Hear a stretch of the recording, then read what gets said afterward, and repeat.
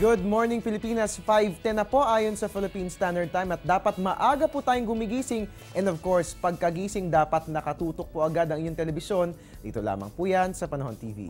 Para sa mga katututok lamang po sa ating programa, well, ayon nga po kay Pag-asa Weather Forecaster Manny Mendoza, magiging maganda naman po ang lagay ng ating panahon sa buong bansa ngayong araw at easterlies lamang po yung weather system na nakaka-apekto sa atin. Refresher course lang po. Kapag sinabing easterlies, ibig sabihin yan po yung mga hangin na galing sa silangan at dahil dumadaan po yan sa Pacific Ocean kung saan mainit ang environment, asahan po nating pagdating ng hangin sa atin ay mainit na panahon ang ating mararanasan. And speaking of mainit na panahon, mahalagang malaman alin-alin nga kayong mga bahagi ng ating bansa makararanas ng matataas na temperatura ngayong araw ng Biyernes. Sisilipin po natin yan sa temperature forecast ng Pag-asa.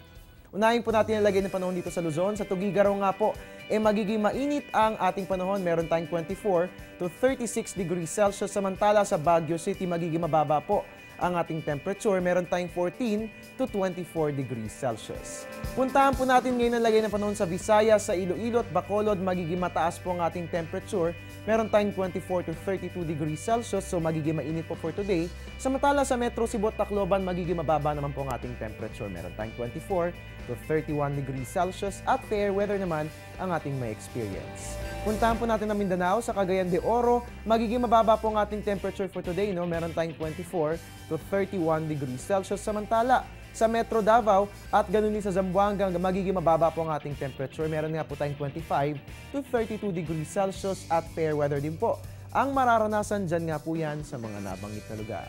Sa ibang usapan mga kabayan, current events po tayo. Kahapon nga po, opisyal lang nilagdaan ni Pangulong Aquino at ng Moro Islamic Liberation Front o MILF ang Comprehensive Agreement on the Bangsamoro. Ang paglagda sa nasabing kasunduan ay dinaluhan ng 1,000 katao, kabilang na si MILF Chairman Al-Hajj Murad Ibrahim, Presidential Advisor on the Peace Process Teresita De Les at ang Malaysian Prime Minister na si Najib Razak. Layunin ng Bangsamoro Agreement na panatilihin ang kapayapaan sa rehiyon ng Mindanao. At mga kababayan, sa ating pagbalik, alamin po natin ang 3-day weather forecast ng Pag-asa. Tayo ba'y makakapamasyal sa mall ngayong weekend o magiging maulan ba ang ating panahon? Sisilipin po natin ang mga detalye niyan sa ating pagbabalik.